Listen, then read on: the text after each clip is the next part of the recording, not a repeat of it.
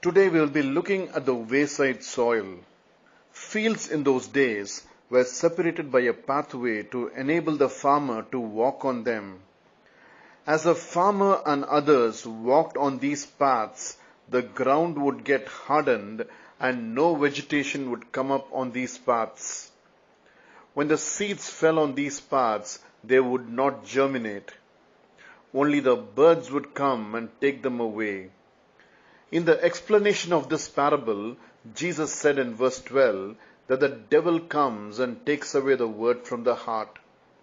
This heart never responds to the gospel. It is hardened. These are the hearts of people who may attend church week after week and sing, "My Jesus, I love thee," without yielding their lives to God. They listen to sermons every week, yet harden themselves. Have you responded to the gospel? Do you need another explanation of what the gospel is? I don't know how many times you have listened to the gospel, but dearly beloved, have you yielded your life to Jesus Christ? Have you turned around? Have you repented of your sins?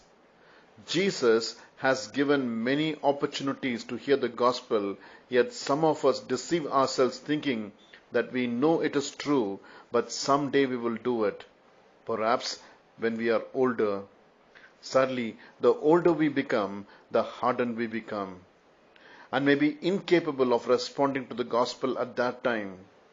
Remember, Jesus says in the second half of verse 12, so that they may not believe and be saved.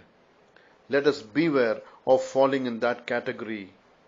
May I appeal to you this morning that if you have not yielded thus far to the gospel, that you will do so now. Today is a day of salvation. Psalm 95 verse 8 and 9 says, "Today if you hear his voice, do not harden your hearts as at Meribah, as on the day at Massah in the wilderness, when your fathers put me to the test and put me to the proof, though they had seen my work." Remember, this entire passage is about salvation. Is your heart hardened? Don't further harden it. Would you ask Jesus to come into your life and change you? He will do that. Have a blessed day.